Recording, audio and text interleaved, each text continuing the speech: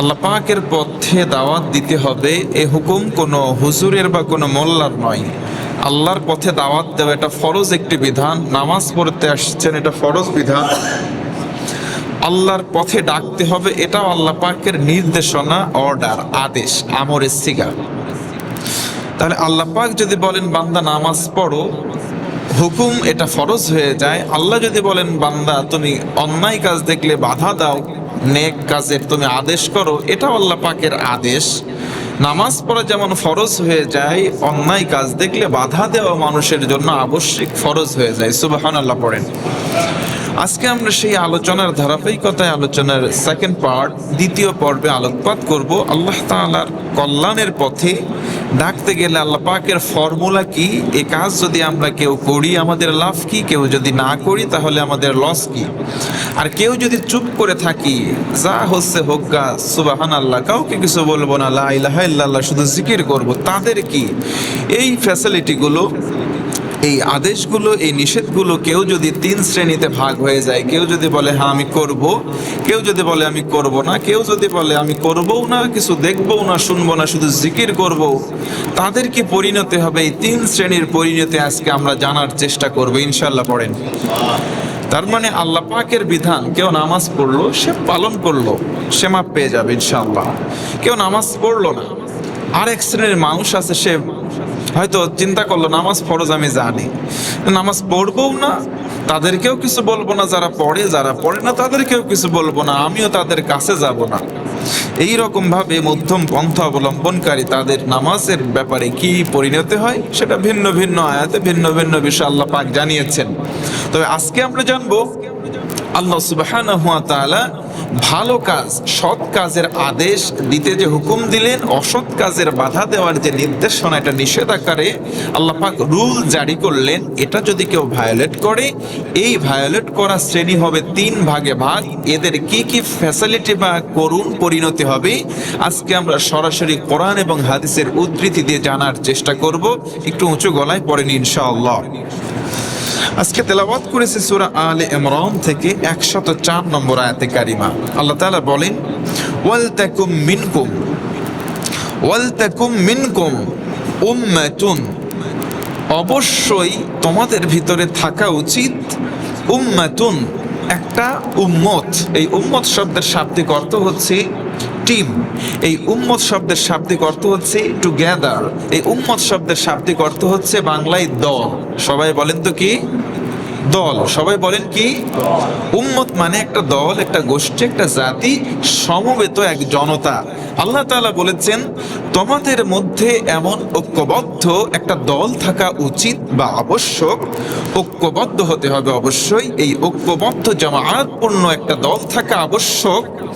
তাদের দায়িত্ব হচ্ছে ইয়াদউনা ইলাল খায়র, কল্যাণের দিকে মানুষদেরকে আহ্বান করা, ভালো দিকে মানুষদেরকে ডাকা। সুবহানাল্লাহ পড়েন। আল্লাহ রাব্বুল আলামিন বলেন ওয়ালতাকুম মিনকুম উম্মাতুন ইয়াদউনা ইলাল খায়রি ওয়া ইয়া'মুরুনা বিল মা'রুফ وينهون عن المنكر وأولئك هم المفلحون।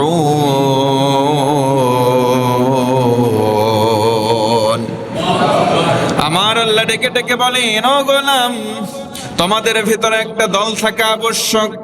সেই দলের প্রধান দায়িত্ব হলো কল্যাণের দিকে মানুষদেরকে ডাকা। আর কল্যাণের প্রথম ধাপ হলো মানুষকে ভালো কাজের আদেশ দেওয়া। পড়েন সুবহানাল্লাহ। পৃথিবীতে যত কল্যাণকর কাজ হতে পারে, পৃথিবীতে যত ভালো কাজ হতে পারে, আমার আল্লাহ বলেন গোলাম, এক নম্বর ভালো কাজের তালিকায় আমি আল্লাহ বললাম সৎ কাজের, নেক কাজের আদেশ দাও। এটা সব চাইতে কল্যাণের কাজ। সুবহানাল্লাহ। দুই নম্বর কল্যাণকর নেকের কাজ হলো অন্যায় দেখলে বাধা দেওয়া। আমার আল্লাহ বলেন গোলাম, এই কাজগুলো যারা করতে পারবে ওয়া উলাইকা হুমুল মুফলিহুন, তারাই হলো চূড়ান্ত সফল এবং সফল কাম। সুবহানাল্লাহ। ইসমে ইশারা ব্যবহার করা হলো। আল্লাহ বলেন ও গোলাম, উলাইকা, এই কাজ করবে যারা, ইসমে ইশারা আল্লাহ আঙ্গুল দিয়ে বুঝায় দিলেন এই কাজ করবে যারা, আল্লাহ রব্বুল আলামিন তাদেরকে সফল কাম বলে ঘোষণা দিলেন। আরেকবার সুবহানাল্লাহ। আল্লাহ বললেন তোমাদের মধ্যে একটা দল থাকা উচিত, ঐক্যবদ্ধ দল, জামায়াতবদ্ধ দল। এই দলের প্রধান কাজ, আল্লাহ ফর্মুলা বললেন তোমাদের প্রধান কাজ মানুষদেরকে কল্যাণ দিকে ডাকা, ভালো দিকে ডাকা। এখন যদি আমরা প্রশ্ন করি আল্লাহ ভালো দিকে ডাকবো, সেই দিকটা কি? বলবো কি নামাজে আসো, আসো আল্লাহর রাস্তায় যাই, চিল্লাই চলে যায়, জীবন চিল্লাই, সাল চিল্লাই চলে যায়, আসো দিনের দিকে আসো, জিহাদ করি, কোনটা ভালো কাজ? আমরা তো জানি না আল্লাহ। আল্লাহ তখন এই প্রশ্নের উদ্ধৃতি না দিয়েই আল্লাহ প্রশ্ন করার আগেই বান্দারে খুলাসা করে দিলেন, গোলাম কল্যাণকামী হওয়া তার প্রথম স্টেপ বা কন্ডিশন বা শর্ত হলো মানুষদেরকে ভালো দিকে ডাকো। জোরে বলেন না সুবহানাল্লাহ। 2 নম্বর কাজ, অন্যায় দেখলে তুমি প্রতিহত করো। আল্লাহ তাআলা পরবর্তীতে নবীজিকে মাধ্যম করে সুন্দর করে জানালেন তোমাদের ভিতরে প্রত্যেকটা মানুষ প্রতিটা স্থান থেকে তোমরা দায়িত্বশীল। গতদিন এখান থেকে শেষ করেছি, আজকে ঠিক এখান থেকে শুরু করব। আপনারা একটু মনোযোগ বাড়িয়ে শোনার জন্য মন স্থির করেছেন তো ইনশাআল্লাহ? অনেক গরম, চারিদিকে প্রচন্ড গরম বেড়ে গেছে। এত পরিমাণে গরম বেড়ে যাচ্ছে, গরম কেন বাড়ছে এটারও সম্পর্কে আজকে কিছু হাদিস আমি দেখলাম, সমসাময়িক বিষয়ের মধ্যে চলে আসছে। চারিদিকে গরমও বাড়ছে, সালাতুল ইস্তেসকাও বেড়ে গেছে আজকে বাংলাদেশ। আজকে প্রায় ঘরে ঘরে দেখবেন, অনলাইনে, টেলিভিশনে, যেখানেই খবর গণমাধ্যম দেখবেন, সালাতুল ইস্তেসকা সবাই আদায় করতেছে, বৃষ্টি প্রার্থনার জন্য নামাজ আদায় করতেছে সারা বাংলাদেশে। কম আর বেশি আপনারা দেখতেছেন না খবর? বিভিন্ন জায়গায় সালাতুল ইস্তেসকা নামাজ, যেই নামাজের মাধ্যমে বৃষ্টির প্রার্থনা করা হচ্ছে, আল্লাহর কাছে চাওয়া হচ্ছে আল্লাহ পানি দাও। ছোটবেলায় দেখছি গ্রামের দিকে যখন খরা হতো, অনাবৃষ্টি, তখন কিছু কিছু ওই যে যুবক ছেলেপেলেরা চাল ডাল তুলতো বাড়ি বাড়ি, আর ওরা পানি দিয়ে ভিজায়, কাদার ভিতরে গায়ে কাদা লাগাইতো, বলতো আল্লাহ মেঘ দে, পানি দে, ছায়া দে রে তুই আল্লাহ। এইরকম করে শেষে খাওয়া দাওয়ার একটা আয়োজন চলতো। দেখছেন মুরব্বীরা এই বিষয়গুলো? হয়তো না আগে?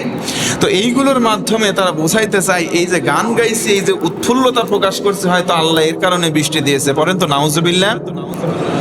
আল্লাহ পাকের কাছে চাওয়ার কিছু মাধ্যম আছে। নবী করিম সাল্লাল্লাহু আলাইহি ওয়াসাল্লাম বৃষ্টির জন্য আল্লাহ পাকের কাছে চেয়েছেন। পাকের কাছে চাওয়ার ফর্মুলা সুন্নাহ অনুযায়ী যদি আমরা চাই ঠিক আছে, তবে আজকে গোটা পৃথিবীতে দেখেন অনাবৃষ্টিতে ছেয়ে গেছে, খরা বেড়ে গেছে। বিশেষ করে আমার বাংলাদেশে রন্ধ্রে রন্ধ্রে তাপমাত্রা বেড়ে যাচ্ছে।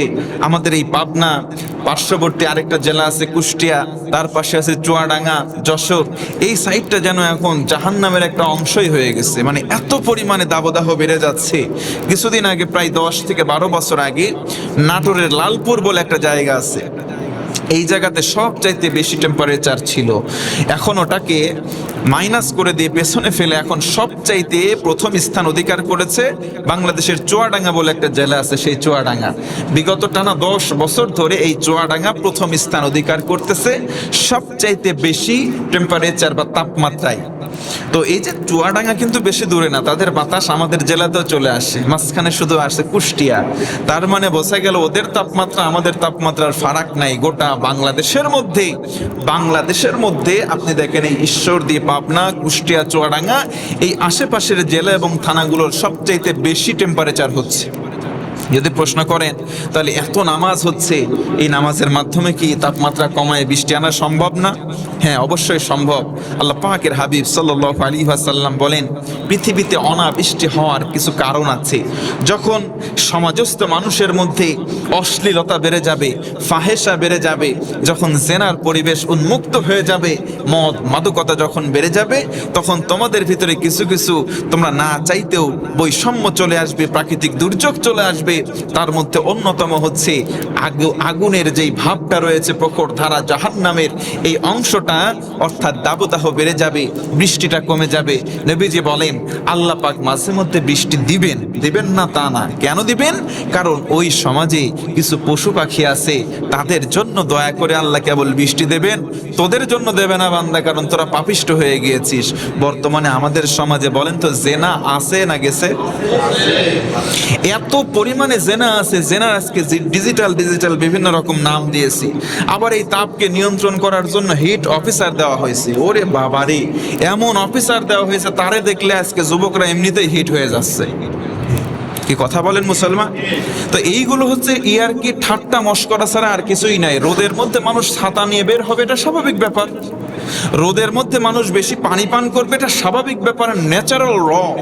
এটা সবাই জানে, যার মধ্যে আকল আছে, বিবেক আছে, সেই জানে যে রোদ একটু খরা বেশি হলে পানি বেশি করে পান করতে হয়, ওই সময় ছাতা রাখতে হয়, সম্ভব হলে একটা হাত পাখা রাখতে হয় সাথে। কি মুসলমান আমরা সবাই জানি কি জানি না? তো এমন একটা গুরুত্বপূর্ণ জায়গায় মানুষের কাছে খাম খেয়ালি আর হাস্যকর পাত্রে পরিণত করার জন্য এমন একটা সিস্টেম দেওয়া হলো।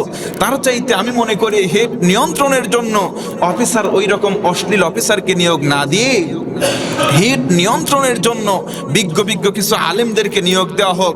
কোরআন এবং হাদিস থেকে আমলগুলো বলে দিক, সমাজে এইগুলো চালু হোক, এইগুলো বন্ধ হোক। আল্লাহ রসুল এবং আল্লাহর ফর্মুলা অনুযায়ী এমনি জান্নাতের ফুলকধারা প্রবাহিত হবে। কথা বলেন ঠিক কিনা? সমাজের ভিতরে আজকে সব কিছু হিতের বিপরীত চলতেছে ভাই। স্রোতের দিকে আপনার গা ভাসাই দিচ্ছেন, চুপ করে বসে আছেন। যাহারাল ফাসাদু ফিল বার ওয়াল বাহর বিমা কাসাবাত আইদিন নাস। আপনি চিন্তা করতেছেন হারে এগুলো গরম আসতেছে বৈশ্বিক আবহাওয়া, গ্রিন হাউস ইফেক্টের ফলে না। আল্লাহ বলেন এগুলো হচ্ছে দুনিয়ার তোদের সমীক্ষা, কিন্তু সবচাইতে বড় সমীক্ষা আল্লাহ কোরআনে কারিমে বলেন তোদের পাপের কারণে আমি আল্লাহ এইরকম বইটা দিচ্ছি। জোরে কর নাউজুবিল্লাহ। তাহলে আমাদের পাপের কারণে এই যে ফলগুলো আমরা ভোগ করছি। আপনি বলতে পারেন হুজুর আমার তো তাহাজ্জুদ তো কামাই যায় না, 5 ওয়াক্ত নামাজ তো কামাই যায় না, আমার নফল সিয়াম কামাই যায় না, আমি সব কিছু ঠিকঠাক আদায় করি, পরনিন্দা করি না, গীবত করি না, ভালো ভালো কাজ করি, অন্যায় কাজ থেকে বিরত থাকি, তাহলে আমি কেন গরম ভোগ করব? দেখেন ওই হাদিসটা আজকে সামনে আসবে। মানুষ যখন সমাজে ভালো কাজকে ভালো বলবে না, মন্দকে মন্দ বলবে না, তখন ওই সমাজে কিছু মানুষ চুপ করে বসে থাকবে। তারা শুধু আল্লাহ আল্লাহ জিকির করবে, নামাজ পড়বে, অন্যান্য সকল ইবাদত করবে। তারাও ওই আযাব আর গজব থেকে নিষ্কৃতি বা রেহাই পেতে পারে? সবাই বলেন পারে না। দেখেন হিট নিয়ন্ত্রণের জন্য আল্লাহ রাসূল সাল্লাল্লাহু আলাইহি ওয়াসাল্লাম ফর্মুলা বললেন। 1 নম্বর, সমাজ থেকে জেনা দূর করতে হবে। সবাই আমার সঙ্গে বলেন 1 নম্বরে কি? জেনা দূর করতে হবে। আজকে গোটা সমাজের দিকে তাকান, রন্ধ্রে রন্ধ্রে, প্রতিটা স্টেপে, প্রতিটা পদক্ষেপে তাকান, জেনা আছে। স্বামীগুলো গিয়ে সালাতুল ইস্তেসকা নামাজ আদায় করতেছে, আর বউগুলো বেপরদায় মার্কেটে গিয়ে কেনাকাটা করতেছে। তাহলে বৃষ্টি বন্ধ হবে কি করে? বৃষ্টি বন্ধ হবে না কেন? বৃষ্টি আসবে কি করে? স্বামীরা করতেছে নেকের কাজ, বউদেরকে লাইসেন্স দিয়ে রাখছে, যা তোরা যা পারিস করগা, ছাইরে দিয়ে রাখছে খুল্লম খোলা। এইগুলা কাজ করলে হবে না।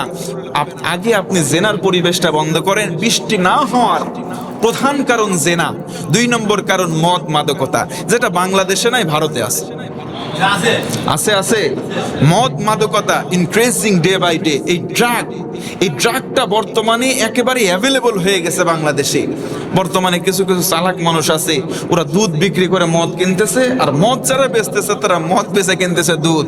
এইরকম বৈষম্য আমাদের সমাজে, জোরে বলেন আছে না নাই? তাহলে দেখেন নবীজি সাল্লাল্লাহু আলাইহি ওয়াসাল্লাম অনাবৃষ্টির যতগুলো কারণ বলেছেন, তার অন্যতম কারণ হচ্ছে 1 নম্বর জেনা, 2 নম্বর মদ মাদকতা। আজকে আমরা বলতেছি স্লোগান দেওয়ার সময়, 0 টলারেন্স, মদ খাওয়া যাবে না, মাদককে না বলুন। মাদককে নিয়ন্ত্রণ করতে হবে, মাদককে নিয়ন্ত্রণ করতে হবে। নিয়ন্ত্রণ করে কোনোদিন কাজ হবে না, কারণ যারা আজকে নিয়ন্ত্রণের বুলি উড়াচ্ছে তারাই আজকে লাইসেন্স দিয়ে দিয়ে বড় বড় 5 স্টার হোটেলে মদকে জায়েজ করে দিচ্ছে। নিয়ন্ত্রণ দিয়ে কাজ হবে না, বরং মাদককে নির্মূল করতে হবে। কথা বলেন ঠিক কিনা? নির্মূল করা ছাড়া এই অনাবৃষ্টি, এই তাবদাহ, এইগুলো বন্ধ হতে পারে না। কারণ রাসূল আকরাম সাল্লাল্লাহু আলাইহি ওয়াসাল্লাম যেই কথাগুলো বলেছেন, তার 1 নম্বর জেনা, 2 নম্বর মদ মাদকতা, 3 নম্বর বলেছেন গান বাজনা। যেই গান বাজনা বর্তমানে আগে ছিল, হয়তো বর্তমানে আর বাংলাদেশে নাই। আছে মানে প্রত্যেকের আজকে পকেটে পকেটে গান বাজনা। কয়েকদিন আগেই আপনাদের পাবনা গভর্নমেন্ট এডওয়ার্ড কলেজ মাঠে হয়ে গেল গান বাজনার একটা কনসার্ট, রুসি বৈশাখী উৎসব। জোরে কোন সুবহানাল্লাহ। হ্যাঁ, আরেকটু জোরে বলেন নাউজুবিল্লাহ। এই সমস্ত জায়গায় রোদ, মানুষ খুঁজতে খুঁজতে ঘামে জান বাড়ায় যাচ্ছে, তারপরেও নাচা বন্ধ করতেছে না। মাছরাঙা বলে একটা টেলিভিশন আছে, এনটিভি বলে একটা টেলিভিশন আছে, এইগুলো আবার লাইভ টেলিকাস্টে সোয়াবে জারিয়া না, গুনায়ে জারিয়ার কাজ করতেছে, ওইগুলো কিছু কিছু মানুষ বলতেছে এডওয়ার্ড কলেজের মাঠে যেতে পারি নাই, তাহলে কি করে কাজা কাফারা আদায় করি, টেলিভিশন অন কর, এই জায়গা দেখি আর ওই জায়গায় যাই দুধের স্বাদ ঘোলে মিঠাই, রোদে ওরা লাফাচ্ছে, আমরা ঘরের ভিতর থেকে লাফাচ্ছি, এমন পাবলিক জোরে বলেন আছে না নাই? তাহলে